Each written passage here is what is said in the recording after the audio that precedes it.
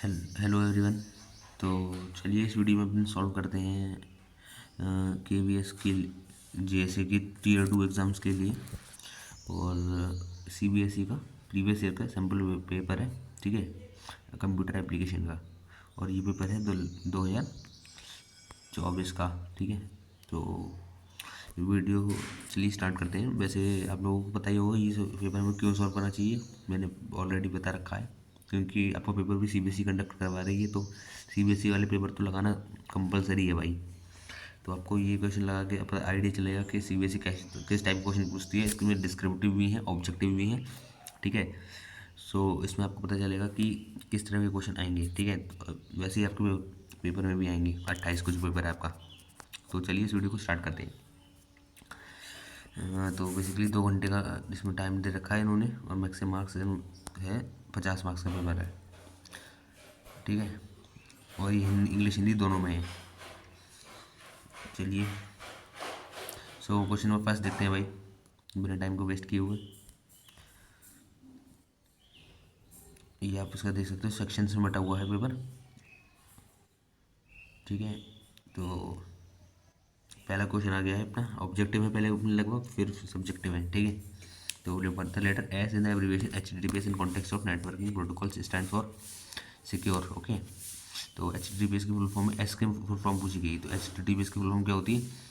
Hyper text transfer protocol, ठीक है। ये तो होती है एचटीटीपी की। अब इसमें एस लगा दो तो क्या हो जाएगा एंड में? सिक्योर। यानी एक सिक्योर प्रोटोकॉल होती है जो कि अपनों को कनेक्शंस को दोनों तरफ से इनक्रिप्ट करके रखती है। इसलिए जो मोस्टली सिक्योर वेबसाइट्स होती हैं उसमें एचटीटीपीएस प्रोटोकॉल ही यूज़ होती है। और उसमें एक इसकी पहचान भी ये भी होती है कि इसमें एक वेबसाइट जो खोलोगे तो उसमें एक पैडलॉक बना होता है, लॉक वाला ताला, आपने देखा होगा। तो वो एचटीटीपीएस की पहचान होती है। ये क्वेश्चन भी काफ़ी बार पूछा गया है, ठीक है। तो इसको हम पैडलॉक बोलते हैं, इस ताले को। इसको आप याद रखना भाई। चलो नेक्स्ट क्वेश्चन देखते हैं। Which of the following is not a web service? तो web service Diksha learning portal है भाई। सेंडिंग एंड रिसीविंग ईमेल, ये भी वेब सर्विस है। Fusing a banking motor for online transaction, ये भी एक वेब सर्विस है। बट फाइल ट्रांसफर और ब्लूटूथ ये नहीं है। तो option C is the right answer, ठीक है। देखो वेब सर्विस क्या होती है? वेब सर्विस वो होती है ऐसी सर्विसेज जो हम वेब या इंटरनेट के थ्रू लेते हैं, ठीक है। इंटरनेट चाहिए होता है जिन काम के लिए, उनको हम वेब सर्विस बोलते हैं। लाइक अगर आप दीक्षा लर्निंग पोर्टल यूज़ करोगे तो उसमें आपको नेट चाहिए, ठीक है। ईमेल्स भेजने के लिए भी आपको इंटरनेट चाहिए। और अगर आप ऑनलाइन बैंकिंग का ट्रांजेक्शन वो पोर्टल यूज़ करोगे उसमें भी आपको नेट चाहिए। इसीलिए ऑप्शन सी ब्लूटूथ आपको ऑफलाइन चल जाएगा, इसलिए वो राइट आंसर वही है, ठीक है। आई होप आपको समझ में आ रहा होगा। समझ में आ रहा है तो वीडियो को लाइक कीजिए एंड चैनल को सब्सक्राइब कीजिए, ठीक है भाई। तो चलिए नेक्स्ट क्वेश्चन पे चलते हैं। इन 3G and 4G mobile technology the character ji stands for generation. यार ये तो बहुत ही आसान क्वेश्चन है, वेरी वेरी इजी। मेरे हिसाब से 100% बच्चों ने इसको सही लगाया होगा, ठीक है। ये जनरेशन को दर्शाता है। एंड आपको 3G और 4G के बीच में डिफरेंस भी पता होना चाहिए, इसमें काफ़ी बार पूछा गया है। 4G में आपको LTE नेटवर्क मिलते हैं, ठीक है, जबकि 3G में आपको H+ नेटवर्क मिलते हैं। ये चीज़ आपको पता होना चाहिए कि 4G की स्पीड, बैंडविड्थ की स्पीड ज़्यादा हाई होती है, वही 3G की थोड़ी लो स्पीड होती है, ठीक है। नेक्स्ट क्वेश्चन देखते हैं। A website or online platform where individuals or groups regularly publish written content, typically in a reverse chronological order, is known as news group बोलते हैं उसको भाई, ठीक है। न्यूज़ ग्रुप ऐसे ग्रुप होते हैं जिसमें लोग एक न्यूज़ पब्लिश करते रहते हैं, ठीक है, एक दूसरे को अपडेट्स बताते रहते हैं, इसीलिए लोग उसको ज्वाइन करते हैं बेसिकली। तो उनको न्यूज़ ग्रुप बोलते हैं, ठीक है। ब्लॉग बेसिकली क्या होते हैं? ब्लॉग होते हैं जो जिसमें लोग इन्फॉर्मेशन वाली चीज़ें डालते रहते हैं, अपडेट्स करते हैं। उसमें कोई ग्रुप मतलब ग्रुप नहीं होता है, एक वेबसाइट की तरह होती है जिसमें वो अपनी पोस्ट डालते रहते हैं लोग। सोशल नेटवर्किंग आपको पता ही होगा, जिसमें लोग अपनी फ़ोटोज़ अपलोड करते हैं, चैट करते हैं, तो उसको सोशल नेटवर्किंग बोलते हैं, लाइक फेसबुक, इंस्टाग्राम वगैरह, ठीक है। नेक्स्ट क्वेश्चन देखते हैं भाई। विच of the following not an attribute of the font tag? तो फॉन्ट टैग का एट्रीब्यूट, ये HTML का क्वेश्चन आ गया देखो। तो फॉन्ट टैग का ये देखो, साइज़ तो होता है, हाइट भी होता है, कलर भी होता है, बट फेस नहीं होता है, ठीक है। वैसे HTML आपके सिलेबस में दे नहीं रखा है, HTML की क्वेश्चन नहीं आएंगे मेरे हिसाब से, आप सिलेबस इधर देख सकते हो। हाँ, इसमें HTML नहीं लिखा है कहीं भी, ठीक है। फिर भी हम थोड़े बहुत देख लेते हैं, क्या पता आ जाए। इसलिए पेपर में जो है वो तो वाले तो देख ही लेते हैं क्वेश्चन, बाकी अलग से नहीं पढ़ेंगे। HTML में स्टार्ट कमेंट यूजिंग, एक कमेंट को स्टार्ट इससे करते हैं और ख़त्म इससे करते हैं, ठीक है। लाइक ऐसे ही कमेंट स्टार्ट होता है और ऐसे ही ख़त्म होता है, ये चीज़ आपको पता होनी चाहिए, ठीक है। चलिए फिर आगे देखते हैं। विच ऑफ कमेंट है इस एलिमेंट है both the opening and the closing tag. तो ब्रेक भी, ये ब्रेक टैग है, ये हेडिंग टैग है, ये इमेज टैग है। H1 टैग का एक ओपनिंग और क्लोजिंग टैग होता है, ठीक है। क्लोजिंग इसकी ऐसे होती है। So option B is the right answer इसका, ठीक है। नेक्स्ट क्वेश्चन चलते हैं। Default colour of V link is blue. Default colour जो वी लिंक का होता है वो ब्लू होता है, और जब आप एक बार उस पर क्लिक कर देते हो तो वो उसके बाद पर्पल हो जाता है, ठीक है। अगला question, which of the following tag is not used while creating a description list. ये वाला नहीं होता है, ठीक है। डिस्क्रिप्शन लिस्ट बनाते वक्त DVD यूज़ नहीं होता है। HTML का क्वेश्चन है ये सब। अभी आ गया हमारा कंप्यूटर का। विच of the following is not an example of an open source software. Open source software देखो, लाइनक्स है, फोटोशॉप भी है, ओपन ऑफिस भी है, but Android open source software नहीं है, ठीक है। तो चलिए, ये अपने MCQ वाले क्वेश्चन हो गए। अब देखते हैं सब्जेक्टिव वाले क्वेश्चन। अब थोड़ा सर्चन रीजन के क्वेश्चन देख लो एक बार भाई। पहला क्वेश्चन आता है, when you enter a query into a search engine it retrieves and present a list of web pages, documents, images, videos और other types of content that are relevant to your search. Okay, reason क्या है? The goal of information retrieval is to effectively and efficiently find and present information into that matches the user search criteria, ठीक है। तो एक बार आप पढ़िए खुद से।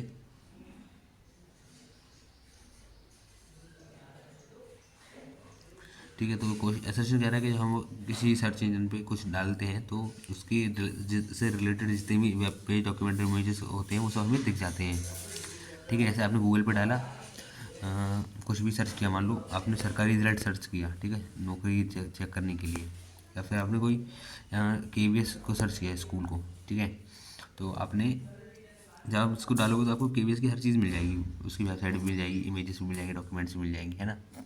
रीज़न क्यों मिल जाएगा? क्योंकि the goal of information retrieval is to effectively and efficiently find and present information. तो यार ये दोनों ही ठीक है, ये इसको एकदम अच्छे से एक्सप्लेन कर रहा है, तो हमें हमें लाएंगे इसका आंसर ऑप्शन ए, ठीक है। आपको समझ में आ रहा होगा मुझे लग रहा है। चलो नेक्स्ट क्वेश्चन पे देखते हैं। It become difficult to update and maintain a website design using CSS. CSS allow web developers to separate the presentation layer from the content layer. देखो, CSS कैस्केड स्टाइल शीट्स, इसका काम होता है हमारी website को ब्यूटीफाई करना, है ना। और ये बहुत ही ईजी तरीके से कर पाता है, इसी बहुत ही हेल्पफुल है, ठीक है, डेवलपर्स के लिए। तो उसमें सेकंड वाला पॉइंट तो बिल्कुल ठीक है, रीज़न बिल्कुल करेक्ट है, ठीक है। बट ये असर्शन बिल्कुल गलत है, क्योंकि इसमें तो बोला it become difficult to update maintain website design. ये डिफिकल्ट नहीं है, CSS के द्वारा बहुत ही ईजी है मेंटेन करना, ठीक है। तो इसका आंसर क्या होगा भाई? इसका आंसर होगा assertion is false and reason is true, यानी कि ऑप्शन डी, ठीक है। नेक्स्ट क्वेश्चन देखते हैं। अब आ जाते हैं अपने subjective questions. Right and 2 point of comparison between chat and email in context of web services. तो चैट और ईमेल के बीच में आपको 2 पॉइंट ऑफ डिफरेंस बतानी है। तो आपको देखो, डिफरेंस बताने के लिए आपको मैं बता रहा हूँ क्या करना है। एक टेबल बनानी है, पहले यहाँ पे लिखनी है चैट और यहाँ पे लिखनी है ईमेल, ठीक है। और इसमें डिफरेंस लिखना है। पहला डिफरेंस क्या होगा अपना, चैट क्या होती है? एक तो चैट होती है अपनी नॉर्मल जो आप बातचीत करते हो लाइक व्हाट्सएप पे, है ना, टेलीग्राम, फेसबुक पे। और ईमेल होती है जो आप मेल में भेजते हो। तो इसमें ईमेल जनरली अपने क्यों भेजते हैं? फॉर्मल ईमेल सारे जनरली फॉर्मल होती हैं, ठीक है, जबकि चैट अपनी इनफॉर्मल हो और फॉर्मल इनफॉर्मली होती है मोस्टली, ठीक है। पहला डिफरेंस तो ये हो गया। दूसरा, चैट अपनी सिंक्रोनस होती हैं, सिंक्रोनस, और ईमेल्स अपनी असिंक्रोनस होती हैं, अब इसका मतलब क्या होता है सिंक्रोनस असिंक्रोनस का? इसका मतलब ये होता है जैसे कि चैट करने के लिए हमें दो लोग ऑनलाइन चाहिए लगातार, ताकि जैसे एक ने मैसेज भेजा, मान लो इसने मैसेज भेजा तो इसने भी तुरंत ही रिप्लाई किया, तो चैट में हमें दोनों को ऑनलाइन होना ज़रूरी है, ठीक है। बट ईमेल में दोनों को ऑनलाइन होना ज़रूरी नहीं है। आप ऑनलाइन हो, अपने ईमेल अपना भेज दिया, अब बाद में जब दूसरा वाला कभी बंदा अपना ईमेल खोलेगा तो आपका ईमेल देखेगा और फिर रिप्लाई करेगा, ठीक है। ये होता है एसिंक्रोनस। और सिंक्रोनस में दोनों को तुरंत ही इंस्टेंट रिप्लाई करना है। आई होप आपको समझ में आ गए होंगे, ठीक है। तो ये चलो एक इसी बात पे एक एक्स्ट्रा पॉइंट बता देते हैं दोनों के बीच में। Chats are fast and efficient, ठीक है। But emails are slightly slow होते हैं ईमेल्स, है ना। तो बेसिकली यही तीन डिफरेंस आप भी लिख देना ऐसे ही बना बना के, ठीक है। तो चलिए नेक्स्ट क्वेश्चन देखते हैं अब। Explain in brief out any two advantages of E banking. तो ई बैंकिंग यानी कि इसके दो एडवांटेज बताने हैं। तो अब ई बैंकिंग होती क्या है भाई? इलेक्ट्रॉनिक बैंकिंग, यानी कि घर बैठे आप अपनी ई बैंकिंग सर्विस हैं वो खुद ही घर बैठे कर सकते हो। तो इसके पहला एडवांटेज क्या होता है, जैसे कि आप ये तो एक पहला तो टाइम सेविंग होता है एडवांटेज इसका ई बैंकिंग, यानी कि आपका टाइम बचाता है। जैसे कि पहले आपको ई बैंकिंग समझा देता हूँ। इसमें देखो, जैसे कि आपको बैंक का कोई भी काम करना है, अपना स्टेटमेंट चाहिए या फिर अपना पैसे ट्रांसफ़र करने हैं, ठीक है, आरटीजीएस से एनईएफटी करना है, ठीक है, एटीएम कार्ड चाहिए, डेबिट कार्ड चाहिए, तो वो सब घर बैठे अपने मोबाइल के ऐप से कर सकते हो, लाइक, है ना। तो उसको बोलते हैं ई बैंकिंग। तो ठीक है, तो पहला तो उसका एडवांटेज हो गया टाइम सेविंग। दूसरा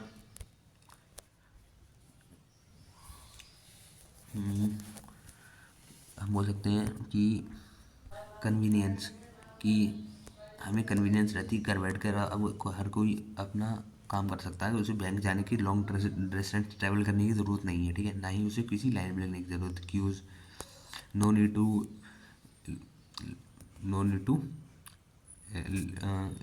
स्टैंड इन क्यू, स्टैंड यानी कि क्यू में खड़े होने की ज़रूरत नहीं है, ठीक है। और तीसरा क्या हो सकता है इसका, ये हो सकता है 24/7 अवेलेबिलिटी, ठीक है। यानी कि आप ई बैंकिंग के फीचर्स 24/7 कभी भी यूज़ कर सकते हो, आपको कोई बैंकिंग आवर्स की टेंशन लेने की ज़रूरत नहीं है, ठीक है। तो ये तीन एडवांटेजेस ऐसे हो गए इसके, ठीक है। चलो अब अगला क्वेश्चन देखते हैं। आई होप आपको अच्छे लग रहे होंगे ये सब पॉइंट्स और समझ में भी अच्छे से आ रहा होगा, ठीक है। सो नेक्स्ट क्वेश्चन देखते हैं भाई। अब इसमें और चॉइस में आया था, या तो ई बैंकिंग का बताओ या फिर वन एडवांटेज और one disadvantage of E reservation का एडवांटेज और डिसएडवांटेज बताओ। ई रिजर्वेशन का मतलब होता है इलेक्ट्रॉनिक रिजर्वेशन, घर बैठ कर ही अपना ऑनलाइन रिजर्वेशन कर दो, चाहे ट्रेन का हो जो आप करते हो, या किसी मूवीज़ का टिकट हो, या फिर किसी बस वगैरह का टिकट हो, कुछ भी हो, ई रिजर्वेशन, ठीक है। तो इसका पहला एडवांटेज मैं आपको बताता हूँ, एडवांटेज प्रोज, ठीक है। पहला प्रोज है इसका टाइम सेविंग। देखो टाइम सेविंग तो आपको हर चीज़ में लगाना है, टाइम सेविंग तो हर चीज़ ही है, ठीक है। Time saving and effort saving, यानी एफर्टलेस बोल सकते हो, या फिर, है ना, कन्वीनियंट बोल सकते हो। रिजर्वेशन यानी कि नो ब्रोकर, है ना, लेस करप्शन, करप्शन भी हो जाता है यार रिजर्वेशन के चक्कर में, है ना। रिड्यूस करप्शन, क्योंकि रिजर्वेशन के चक्कर में कुछ हमें लोगों को करप्शन भी करना पड़ता था, पहले लोगों को रुपए देने पड़ते थे, दलाल वगैरह जो होते थे, ब्रोकर। तो अब नहीं होता है ऑनलाइन के चक्कर में। और तीसरा लिख सकते हो फास्ट, फास्ट भी होता है, ठीक है।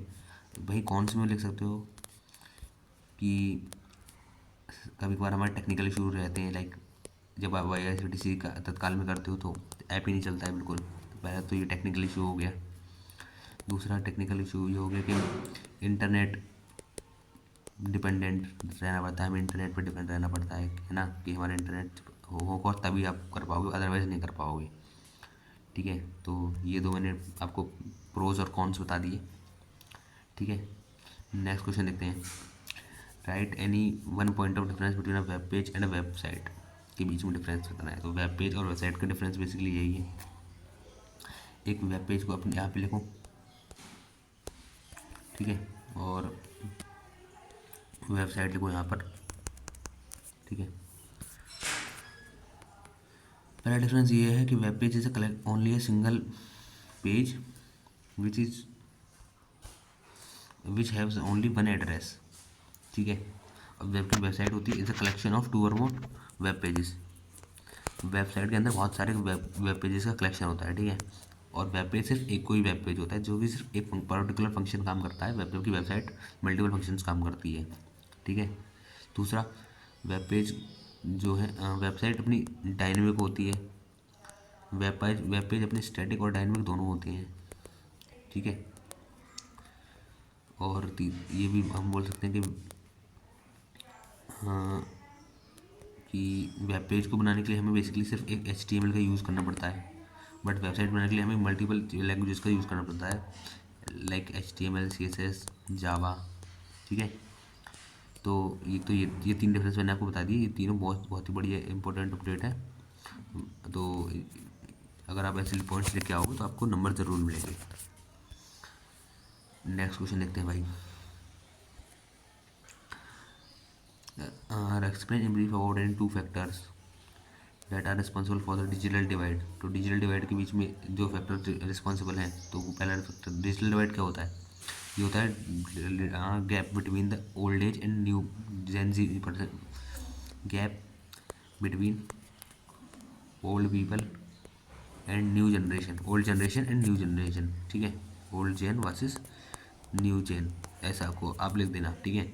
अब मैं आपको समझा देता हूँ। जैसे कि आपके घर में आपके दादाजी या पापा या मम्मी होंगे जो ना मोबाइल चलाना ज़्यादा नहीं आता होगा, ऑब्वियस सी बात है, ठीक है।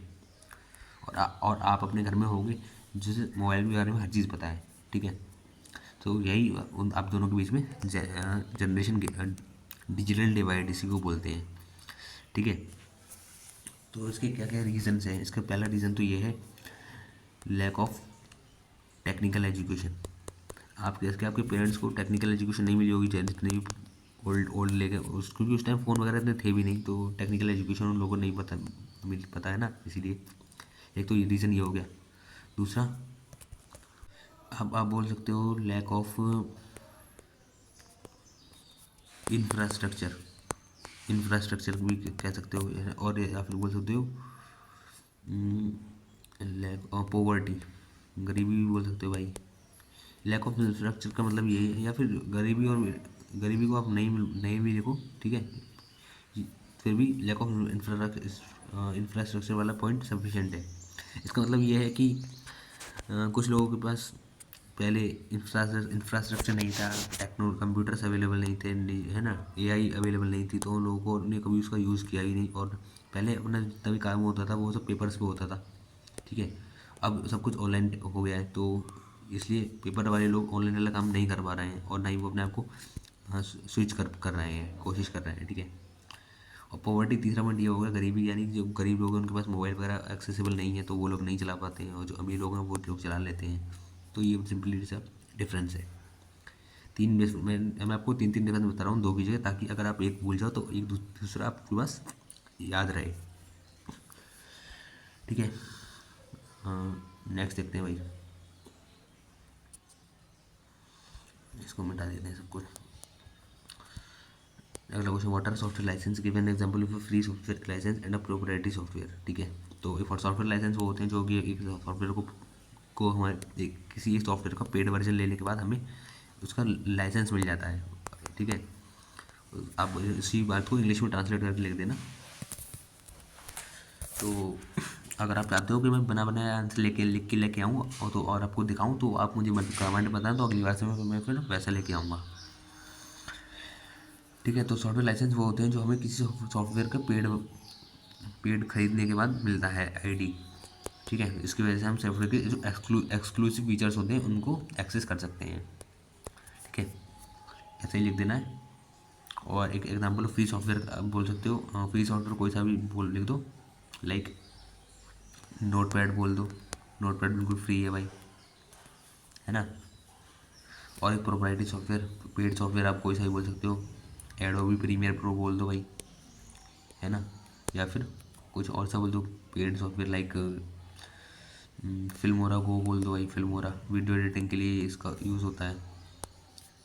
ये सॉफ्टवेयर्स हो गए भाई, ठीक है।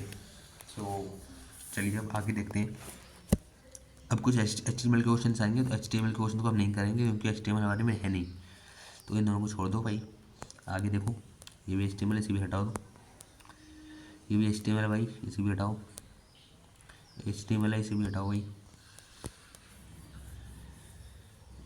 ये भी HTML ही है, इसे भी हटाओ, इसे भी। प्लेगरिज्म, अब देखो प्लेगरिज्म आ गया इसमें, ठीक है, ये बहुत इंपॉर्टेंट क्वेश्चन है। प्लेगरिज्म बोलते हैं किसी साहित्य की चोरी को बोलते हैं, किसी की यानी कि आपने ओरिजिनल जो क्रिएशन थी उसको चोरी कर लिया, इसको बोलते हैं प्लेगरिज्म, लाइक, ठीक है।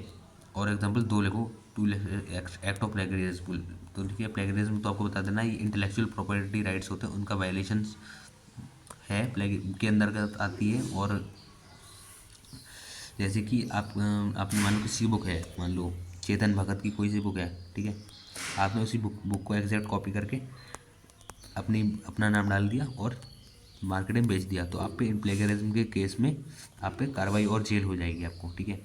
ये होता है। इसके दो एक्ट लिख दो, लाइक एक्ट में एग्जांपल में लिख सकते हो आप, किसी की बुक कॉपी कर ली आपने, है ना, बुक का कंटेंट कॉपी कर लिया, कुछ भी कर लिया वो कॉपी, ठीक है, या किसी की। और दूसरा, हाँ, किसी का पेड बैच कोई अगर आपने शेयर कर दिया और, है ना, और अपने अब नाम पे बेचा, तो उसको प्लेगरिज्म के तहत आते हैं। लाइक अगर आपने मान लो किसी टीचर है, मान लो कितने ही बैच हैं, कैरियर मान लो कैरियर में गगन प्रताप सर को तो आप लोग जानते ही होंगे, तो अगर आपने उनका बैच निकाल के अपने बैच नाम पे बेचा, तो वो भी एक प्लेगरिज्म के तहत ही आपको एक सज़ा मिलेगी, ठीक है। ऐसे ही आपको इंग्लिश में बना के लिख देना है, एग्जाम्पल भी लिखना है और डेफिनेशन भी। सेक्शन डी आ जाते हैं, HTML कोड वाला आ गया, इसे हटाओ और ये हटाओ, ठीक है। केस स्टडी वाले क्वेश्चन आ गए, चलो इसको भी देख लेते हैं एक बार। सूरज was an novice in digital communication. He has recently joined a company where most communications happen over the internet. On multiple occasions, Suraj faces problems while working over the internet. Okay, help me by answering the following question, ठीक है। सूरज ने एक company में join किया है, digital communication की है वो कंपनी, जिसमें उसे ज़्यादातर काम इंटरनेट पर करना होता है, ठीक है। तो सूरज को कुछ प्रॉब्लम्स आती हैं इंटरनेट पर काम करते वक्त, तो उसकी मदद कीजिए। पहला पहला क्वेश्चन है कि सूरज को कहा गया है send an email to his supervisor, अपने सुपरवाइजर को एक ईमेल भेजने के लिए। He type the content provide the email address of the recipient as this. How is the address type by Suraj different from the address of the recipient. तो यानी सूरज ने address type किया ये www.gmail.com, तो ये गलत कैसे है उसकी ओरिजिनल, इसमें एक तो पहले बात ये गलती है, @ नहीं है, ठीक है, और डोमेन नेम नहीं है। www कोई डोमेन नेम नहीं होता है, जीमेल का जो फॉर्मेट होता है वो कुछ ऐसा होता है, पहले डोमेन नेम आएगा, फिर @ आएगा, फिर gmail.com आएगा, ठीक है। तो यहाँ पे डोमेन नेम नहीं है और @ नहीं है, यही इसका आपको आंसर लिखना है, ठीक है। दूसरा है Suraj has been asked to create a video conferencing link and share the link with all coworkers who are working from home, ठीक है। तो सूरज को एक वीडियो कॉन्फ्रेंसिंग यानी ऑनलाइन मीटिंग के लिए एक लिंक बनानी है और अपने दोस्तों के जितने भी वर्क कलीग्स हैं उसके संग शेयर करनी है। तो उसे कौन से दो सॉफ्टवेयर का यूज़ करना चाहिए, तो आप कोई से भी दो सॉफ्टवेयर बोल सकते हो। पहला बोल सकते हो गूगल मीट का इस्तेमाल कर लो भाई, वरना बोल जूम का इस्तेमाल कर लो, है ना। ये दो सॉफ्टवेयर हो गए। अगला question, Suraj has been asked to upload a file containing transaction details and send it to his colleague in the office. Which internet protocol will be used by him and by his colleagues in the office to upload and download the file over the internet? Write the abbreviation as well as the। तो देखो online file को transfer करने के लिए जो protocol लगती है वो लगती है अपनी FTP प्रोटोकॉल, ठीक है। इसकी हमें फुल फॉर्म भी बतानी है, यहाँ पे बोला गया राइट द एब्रीविएशन, तो इसकी फुल फॉर्म लिख देंगे फाइल ट्रांसफ़र प्रोटोकॉल, ओके। चलो फिर लास्ट क्वेश्चन है, Suraj has been asked to use the social networking site to promote sales of the company's product. तो suggesting to commonly more social networking, उसकी product की sale को increase करने के लिए उसे दो साइट का यूज़ करना है। कौन कौन सी साइट हो सकती हैं वो, पहली साइट हो सकती है फेसबुक पे बहुत ही ज़्यादा प्रमोशन होते हैं। दूसरा लिंक्डइन बोल सकते हो आप, लिंक्डइन पे भी होता है, इंस्टाग्राम पे भी होता है, तो ये काम इंस्टाग्राम भी आप लिख सकते हो। नहीं वैसे तो है ही चैटिंग के लिए, बट इसमें पेड प्रमोशंस और ऑफर्स ब्रांड्स की सेलिंग बहुत ही ज़्यादा होती है, एडवर्टाइजमेंट वगैरह, तो ये भी कोई कम नहीं है, ठीक है। सो अपनों ने सॉल्व किया पूरा KVS का, वो CBSE का प्रीवियस ईयर का 10th क्लास का पेपर। अगर आपको वीडियो अच्छी लगी हो तो लाइक कीजिए एंड चैनल को सब्सक्राइब कीजिए ऐसी मोर वीडियोज़ देखने के लिए। और अगर कोई डाउट है तो कमेंट करना, कमेंट में पूछ लेना भाई। और नीचे टेलीग्राम ग्रुप की लिंक दे रखी है डिस्क्रिप्शन में, उसको ज़रूर से ज्वाइन कर लेना, ओके।